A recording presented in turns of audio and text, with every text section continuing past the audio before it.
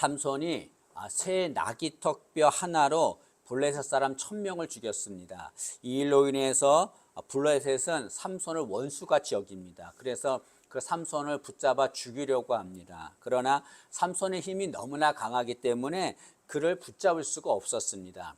그런 상황 속에서 삼손이 드릴라라고 하는 한 여인을 사랑하게 되었습니다. 그러자 블레셋 사람들이 그 드릴라에게 가서 이제 거래를 하는 거죠. 제안을 합니다. 그게 뭐냐면 삼손의 큰 힘이 어디에서 생기는 건지, 그리고 어떻게 하면 삼손을 결박할 수 있는지 그것을 알아와라. 그러면 내가 너에게 은 1100개를 주겠다라고 거래를 합니다. 드릴라는 그들의 제안을 받아들입니다. 그리고 나서 삼손에게 어떻게 하면 당신을 결박할 수 있는지 그것을 알기 위해서 삼손을 유혹합니다. 여러분, 여기 드릴라가 삼손을 유혹하는 것은 사탄이 우리를 공격하는 것과 같은 것입니다. 왜냐하면 삼손이라고 하는 이름의 뜻은 태양이란 뜻입니다. 빛이라는 거죠. 드릴라는 어둠이라고 하는 뜻입니다. 여러분, 우리는 빛의 자녀입니다. 사탄은 어둠에 속한 자입니다. 때문에 드릴라가 삼손을 유혹한 것은 사탄이 우리를 공격하는 것을 말하는 거죠. 특히 또 사탄이라고 하는 이름의 뜻도 대적자라고 하는 뜻입니다. 사탄은 계속해서 그 이름처럼 우리들을 공격하고 있죠. 그러면 이 시간에는 사탄이 우리를 공격하는데 사탄이 우리를 어떻게 공격하는가? 사탄은 우리를 공격할 때 한 가지 방법이 아니라 여러 가지 방법으로 우리를 공격합니다. 오늘 말씀을 통해서 그 중에서 3가지만 생각해 보도록 하겠습니다. 사탄이 우리를 어떻게 공격하는가? 첫째로, 사탄은 아름다운 모습으로 우리를 공격합니다. 여러분, 드릴라는 아름다운 모습으로 삼손을 유혹했습니다. 마찬가지로 사탄도 아름다운 모습을 우리에게 다가와서 우리에게 공격합니다.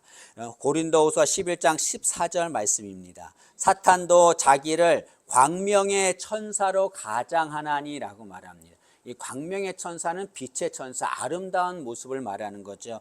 아름다운 천사의 모습으로 가장해서 우리에게 다가온다라고 말하고 있습니다. 아름다운 모습 우리를 공격하는 거죠. 여러분, 신학자인 터툴리아는 이런 말을 했습니다. 사탄은 하나님의 원숭이다라고 말했습니다. 이 말은 원숭이는 흉내내는 짐승을 말합니다. 그런데 사탄이 하나님의 원숭이라고 하는 것은 사탄은 하나님의 모습을 흉내내는 자라는 것을 말하는 거죠. 사탄은 하나님이 아니지만 하나님처럼 아름다운 모습으로 흉내냅니다. 사탄은 아름다운 모습 우리에게 다가와서 공격합니다. 그런데 그 사탄의 모습이 너무나 아름답기 때문에 사람들이 그 아름다운 모습을 보고 좋아합니다. 그런데 여러분, 사탄의 아름다운 모습을 보고 그의 공격에 넘어가면 사탄은 우는 사자로 변합니다. 그래서 우리를 물어뜯습니다. 베드로전서 5장 8절 말씀입니다. 근신하라 깨어라, 너희 대적 마귀가 우는 사자같이 두루 삼킬 자를 찾나니라고 말합니다. 여기 우는 사자라고 하는 것은 먹잇감을 찾는 사자를 말합니다. 사탄이 우는 사자처럼 우리를 삼킨다고 하는 것은 우리를 먹잇감으로 생각하고 우리를 공격한다는 거죠. 여러분, 사탄은 아름다운 모습으로 우리에게 다가옵니다. 아름다운 모습, 친절한 모습, 상냥한 모습, 그런 모습 우리에게 다가옵니다. 그런데 그 사탄의 아름다운 모습에 넘어가면 우는 사자로 변하죠. 본 모습으로 변해서 우리를 집어삼키는 거죠. 여러분, 솔로몬은 이스라엘 백성들이 존경하는 지혜로운 왕이었습니다. 그런데 솔로몬은 수많은 이방 여인을 아내로 삼았습니다. 그의 아내는 700명이고 첩이 300명입니다. 1000명이나 되는 여인들이 그에게 있었습니다. 그런데 그 이방 여인들이 아름다운 모습으로 솔로몬을 유혹합니다. 우상을 섬기게 하는 거죠. 여러분, 솔로몬은 어떤 자였습니까?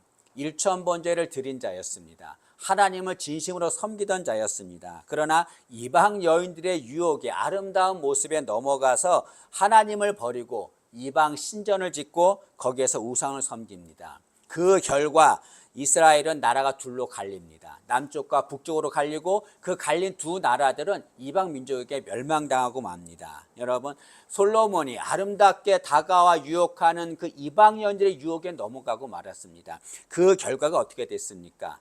나라가 갈리고 멸망하는 비참한 꼴이 되고 말았습니다. 여러분, 이처럼 사탄은 아름다운 모습으로 우리를 공격합니다. 그 모습에 넘어가면 우리의 인생은 파멸하고 마는 거죠.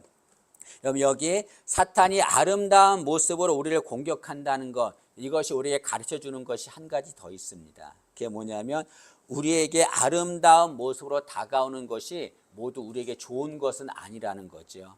여러분, 금이 반짝인다고 모든 것이 금은 아닙니다. 마찬가지로 아름다운 것이 우리에게 모두 좋은 것은 아닙니다.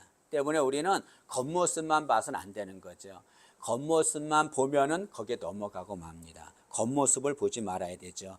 여러분, 우리 사탄은 아름다운 모습으로 우리를 다가옵니다. 때문에 우리는 그것이 아름다운 모습으로 다가오는 것이 사탄인지 아닌지 분별할 수 있어야 합니다. 이 분별력을 가져야 되는데 이것을 영적 분별력이라고 말하고 있습니다. 여러분, 우리 신앙인들은 믿음이 있어야 합니다. 그러나 믿음만큼 정말 중요한 것이 있습니다. 그것이 영적 분별력입니다. 여러분, 꼭 기도할 때 영적 분별력을 달라고 기도해야 됩니다. 많은 신앙인들이 무너지는 이유가 무엇입니까? 아름답게 다가오는 사탄을 보지 못하기 때문에 그래요. 사탄인지 알지 못하기 때문에, 분별하지 못하기 때문에 그렇습니다. 우리는 영적 분별력이 있어야 합니다. 그러나 삼손에게는 영적 분별력이 없었습니다. 여러분, 드릴라가 삼손에게 힘의 비밀을 알려달라고 계속해서 유혹합니다. 그러면 삼손은 당연히 드릴라를 의심해야 되죠. 그러나 삼손은 전혀 드릴라를 의심하지 않았습니다. 왜 그렇습니까? 그에게 영적 분별력이 없기 때문에 그렇습니다. 여러분, 영적 분별력이 없으면 사탄이 아름다운 모습으로 공격하면 거기에 넘어가고 맙니다. 그 사탄인지 알지를 못하는 거죠. 괴테가 쓴 파우스트에 보면 이런 말이 있습니다. 악마가 파우스트에게 사람들은 마귀가 그들의 목을 잡고 있을 때에도 마귀가 거기 있다는 사실을 모른다라고 말했습니다. 이런 마귀가 다가와서 목을 잡고 있어요. 죽이려고 목을 잡는데도 사람들이 이걸 알지 못합니다. 왜 그럴까요? 영적 분별력이 없기 때문에 그렇습니다. 여러분, 사탄은 지금 아름다운 드릴라의 모습으로 우리에게 다가와 공격하고 있습니다. 그것을 알기 위해서는 영적 분별력이 있어야 합니다. 여러분, 우리 모두 다 영적 분별력을 가져서 우리를 공격하는 사탄, 그 사탄을 이기기를 진심으로 소망합니다. 두 번째로 사탄은 우리의 약한 것을 이용해서 공격합니다. 여러분, 삼손에게 약한 것이 있어요. 그게 뭐냐면 여자를 좋아하는 거였습니다. 그래서 이 삼손은 사사잖아요. 근데 삼손을 보면은 딥나에서 블레셋 여인과 결혼합니다. 이방 여인인데도 결혼하는 거예요. 또 가사의 기생을 사랑합니다. 그리고 또 드릴라를 사랑합니다. 삼손에게 약점은 여인이었습니다. 근데 블레셋이 삼손이 여자에게 약한 것을 알고 드릴라를 이용해서 삼손을 유혹하게 합니다. 마찬가지로 삼손도 우리에게 가장 약한 것을 이용해서 우리를 공격하는 거죠. 여러분, 사람들에게는 다 약한 것이 있습니다. 어떤 사람에게는 질병이 약한 거겠죠. 어떤 사람은 열등감이 있습니다. 그 약한 거, 그거 가지고 사탄은 공격합니다. 어떤 사람은 또 물질이 가장 약한 겁니다. 물질이 없어서 가장 약한데 사탄은 그것으로 우리를 공격합니다. 여러분, 사탄은 우리에게 약한 것을 압니다. 그리고 주목하고 있다가 기회가 되면 그것으로 공격하는 거죠. 예수님께서 40일 금식 기도를 하셨습니다. 인간이신 예수님이 40일을 광야에서 금식하며 얼마나 힘드셨겠습니까? 40일을 다 끝나자 예수님 무척 배가 고팠습니다.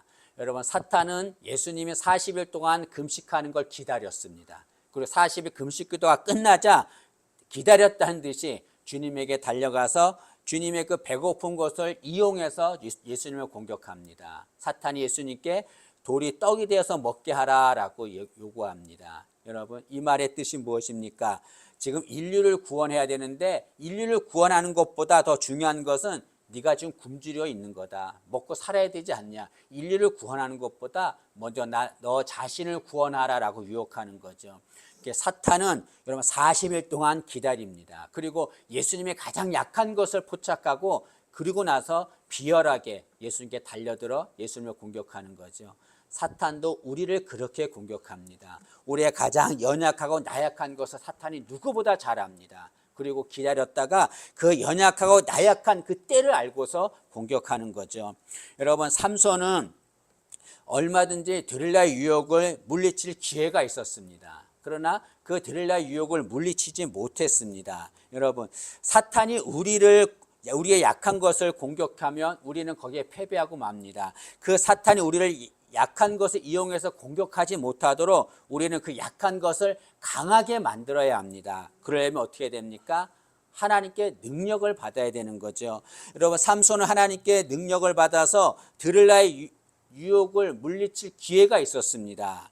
여러분, 드릴라가 삼손에게 힘의 근원을 알려달라고 계속해서 요구합니다. 그러자 삼손이 뭐라고 말합니까? 우리 16절 말씀을 한번 보시면 16절에 날마다 그 말로 그를 재촉하여, 드릴라가 삼손에게 힘의 비밀을 알려달라고 재촉하는 거죠. 재촉하여 조름에 삼손의 마음이 번뇌하여 죽을 지경이라 라고 말합니다. 여러분, 삼손의 마음이 번뇌하여 죽을 지경이라고 이것은 무슨 말입니까? 아직 드릴라에게 완전히 넘어가지 않았다는 것을 말하는 거죠. 완전히 넘어갔으면 자신의 힘의 비밀을 알려줬겠죠. 그러나 번뇌하면서 죽을 지경이라고 말합니다. 아직 드릴라에게 넘어가지 않은 겁니다. 그러면 이때 삼손이 할 일은 무엇입니까? 하나님을 찾고 하나님께 도움을 구해야 합니다. 그러면 하나님께서 드릴라의 유혹을 이길 능력을 주셨을 것입니다. 그러나 삼손은 그렇게 하지 않았습니다. 지금 드릴라의 유혹을 받고 있음에도 불구하고 하나님을 찾지도 않고 하나님께 능력을 달라고 구하지도 않았습니다. 여러분, 사탄은 우리의 연약한 것을 가지고 공격합니다. 우리의 연약한 것을 강하게 만들어야 돼요. 그러려면 하나님의 능력을 받아야 합니다. 하나님께 도움을 구하고 하나님의 능력을 받아야 합니다. 그러나 많은 사람들은 그렇게 하지 않습니다. 자신의 연약한 것을 가지고 하나님께 도움을 구하지 않습니다. 여러분, 사탄은 우리의 연약한 것을 이용해서 공격합니다. 그 사탄을 이겨야 합니다. 우리의 연약한 것을 강하게 만들어야 합니다. 그러려면 하나님께 능력을 받아야 되는 거죠. 우리 모두 하나님께 능력을 받아서 우리를 공격하는 사탄을 이기기를 진심으로 소망합니다. 그 다음에 사탄은 우리를 공격하는데 쉬지 않고 공격합니다. 여러분, 드릴라가 삼손에게 어떻게 하면 당신을 결박할 수 있습니까? 라고 알려달라고 계속해서 유혹합니다. 근데 삼손은 그때마다 드릴라에게 내가 비밀을 알려주겠다라고 하면서 거짓말로 알려줍니다. 그것을 3번이나 거짓말을 합니다. 근데 여러분, 삼손이 3번이나 거짓말을 함에도 불구하고 드릴라는 포기하지 않고 계속해서 삼손을 유혹하는 거죠. 먼저 삼손은 드릴라한테 마르지 않는 새 활줄 7으로 나를 묶으면 나는 힘이 약해집니다. 그러면 나를 결박할 수 있습니다. 라고 말합니다. 거짓말이죠. 그러나 드릴라는 그 말이 진실인 줄 알고 마르지 않는 새 활줄로 삼손을 결박합니다. 그러나 그것은 거짓말입니다. 그 다음에 나중에 드릴라가 다시 또 삼손을 유혹합니다. 그러자 삼손이 쓰지 않는 새 밧줄로 나를 결박하면 나는 힘이 없어집니다. 라고 말합니다. 그것도 거짓말입니다. 그러자 드릴라는 다시 또 삼손을 유혹합니다. 그러자 삼손이 머리털 7가닥을 배틀의 날실에 섞어 짜면 나는 힘이 없어집니다. 라고 말합니다.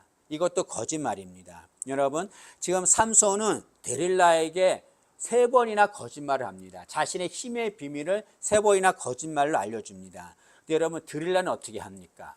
삼손이 그렇게 거짓말을 해도 포기하지 않습니다. 포기하지 않고 계속해서 쉬지 않고 그를 유혹합니다. 마찬가지로 사탄은 우리를 공격하는데 한 번 공격으로 끝나지 않습니다. 계속해서 쉬지 않고 우리를 공격하는 거죠. 아까 16절 말씀을 읽었는데 드릴라는 삼손에게 내가 어떻게 하면 당신을 결박할 수 있는지 알려달라고 조르며 재촉했다라고 말합니다. 여기 졸랐다라고 하는 것은 모든 수단과 방법을 다했다는 것을 말합니다. 재촉했다고 하는 것은 이건 구약에서 본문에만 나오는 단어입니다. 이 단어는 쉴 틈 없이 물었다는 것을 말합니다. 계속해서 물었다는 거죠. 이것은 드릴라는 쉬지 않고 삼손을 유혹했다는 것을 말합니다.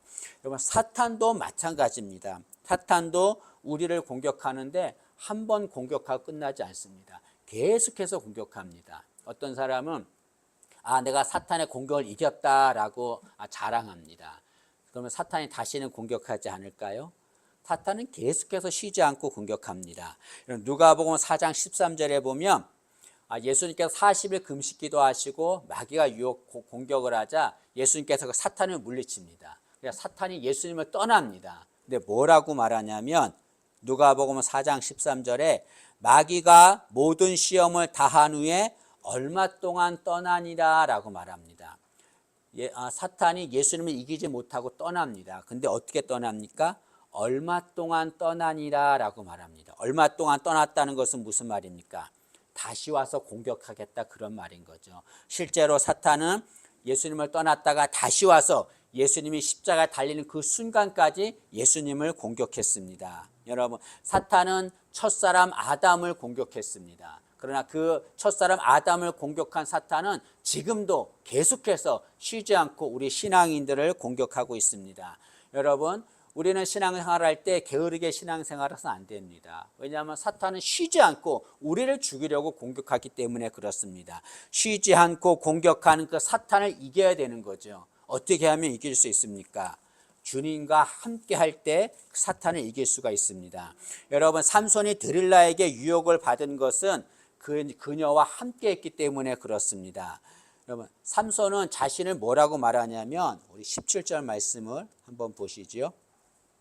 삼손이 진심을 드러내어 그에게 이르되 내 머리 위에는 삭도를 대지 아니하였나니 이는 내가 모태에서부터 하나님의 나시림이 되었음이라 라고 말합니다. 삼손은 자신을 뭐라고 말하냐면 나는 나시린이다 라고 말합니다. 나시린은 어떤 자입니까? 세상과 구별되고 하나님과 함께하는 자를 말합니다. 삼손은 나시린이기 때문에 하나님과 함께 했습니다. 그러나 삼손은 하나님과 함께하지 않고 드릴라와 함께 했습니다. 우리 19절 말씀을 한번 보시죠. 19절 말씀 보시면 드릴라가 삼손에게 자기 무릎을 베고 자게 하고 라고 말합니다.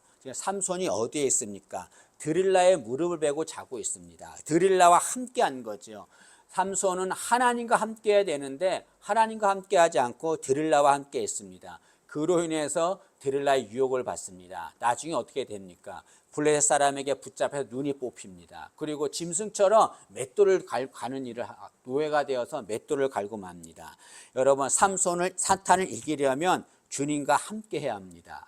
여러분, 사도 바울이 우리에게 사탄을 이기기 위해서는 전신갑주를 입으라라고 말했습니다. 전신갑주는 전쟁할 때 입는 옷입니다. 여러분, 사탄을 싸우려면 전신갑주를 입어야 합니다. 그런데 사도 바울은 그 전신갑주를 입으라고 말하면서 그 전신갑주 중에서 맨 먼저 뭘 말했냐면 진리의 허리띠를 띠라고 말했습니다. 에베소서 6장 14절 말씀입니다.